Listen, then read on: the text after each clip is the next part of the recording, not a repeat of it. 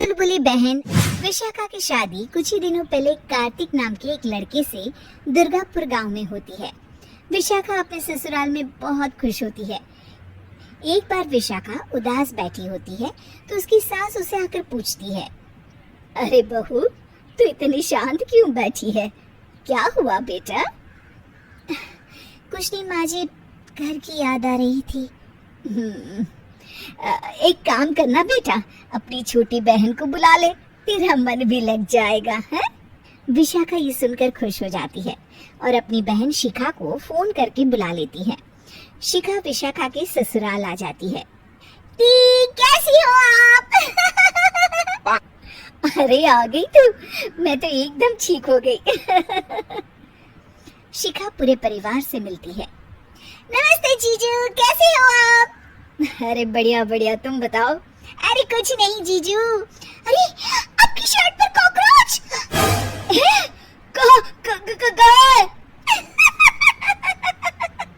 Sorry जीजा जी। शिखा, आते ही तूने शैतानी शुरू कर दी, चल कमरे में। अगले दिन विशाखा रसोई में खाना बना रही होती है और तभी वहाँ शिखा आकर उसे पीछे से डरा देती है। विशाखा डर जाती है और शिखा हंस पड़ती है। तू पागल है क्या शिखा? अभी मेरे हाथ से सब्जी गिर जाती ना। अरे दी, आपको क्या हो गया है? शादी से पहले तो कितनी मस्ती करती थी और अब एकदम बोरिंग हो गई हैं आप। ऐसा कुछ नहीं है शिखा, वो तो शिखा, चूहा! मुझे चूहे से बहुत डर लगता है। कहाँ है चूहा? देखा शिखा, मैं कुछ भी नहीं भूली, मस्ती करना भी नहीं। सच में दीदी, आपने तो डरा ही दिया था मुझे। दोनों बहनें आपस में बात कर रही होती है। तभी शिखा को एक आइडिया आता है। दी, क्यों ना आज हम इन सबको डराए? नहीं नहीं शिखा, ये मेरा ससुराल है, यहाँ लोग मजाक में नहीं लेंगे तुम्हारी बात को। अरे दी, तुम भी ना कितना सोचती हो। रात में जब सब सो रहे होते हैं कि अचानक से विशाखा की सास को पायल की आवाज सुनाई देती है। वो आंगन में आकर देखती है तो आवाज आना बंद हो जाती है। अरे कौन है इतनी रात को? वो जैसे ही मुड़ती है तो देखती है कि सफेद साड़ी में एक औरत घूम रही है। वो डर जाती है और भागकर अपने कमरे में चली जाती है। वो औरत और कोई नहीं पर शिखा होती है। सास को डरा हुआ देख शिखा जोर जोर से हंसने लगती है।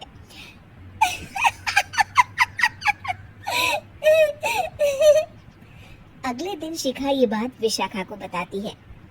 ऐसा तुझे नहीं करना चाहिए था शिखा, ये मेरा ससुराल है और तू यहाँ ऐसे मजाक नहीं कर सकती।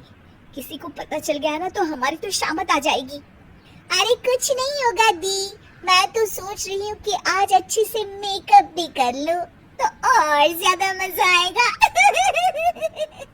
शिखा वहाँ से चली जाती है और विशाखा की सास ये सब सुन लेती है। ओह, तो ये सब शिखा का करा धरा है। रात में जब पूरा घर सो रहा होता है तो शिखा फिर से मेकअप करके आती है और पायल की आवाज फोन से बजाकर टहल रही होती है घर में। तभी उसके ससुर आ जाते हैं। शिखा जैसे ही उनको डराती है वो अचानक से गिर पड़ते हैं और बेहोश हो जाते हैं। शिखा ये देखकर डर जाती है। अरे अंकल जी, क्या हो गया आपको? दी, जीजू, जल्दी आओ। अंकल जी उठिए ना। सारे घर वाले वहाँ आ जाते हैं। अरे पापा, क्या हो गया आपको? क्या हुआ शिखा, ये बेहोश कैसे हो गए? अरे तूने डराया क्या इन्हें ये चुड़ैल जैसा मेकअप करके हैं? आंटी जी, मैं तो बस मजाक कर रही थी, मुझे नहीं पता था कि अंकल इतना ज्यादा शॉक्ड हो जाएंगे। तुझे पता है ये दिल के मरीज हैं। हे भगवान, इन्हें तो दिल का दौरा पड़ गया है। शिखा घबरा जाती है। क्या दिल का दौरा? तेरी वजह से आज इनकी ये हालत है। इन्हें कुछ भी हुआ ना तो तू जेल जाएगी, समझी? शिखा रोने लगती है। नहीं नहीं आंटी जी, ऐसा मत बोलिए, अंकल को कुछ नहीं को छींक आने वाली होती है। वो छींक रोकने की कोशिश करते हैं, लेकिन फिर भी उन्हें छींक आ जाती है और उनकी आंख खुल जाती है। अंकल, आप ठीक है ना अंकल? ससुर और सास हंसने लगते हैं। क्यों बेटा, सिर्फ तुम्हें ही मजाक करना आता है क्या? है? तो क्या पापा बेहोश नहीं हुए थे? अरे नहीं नहीं, मैंने ही प्लान बनाया था ये। पर क्यों माँ? क्योंकि विशाखा को लगता है कि ये उसका ससुराल है, उन्हें ऐसी मजाक वाली बातें पसंद नहीं आएगी। पर उन्हें ये नहीं पता कि अगर ये दोनों बहनें शेर हैं तो हम भी सवा शेर हैं। ये तो बिल्कुल सही कहा आपने आंटी जी।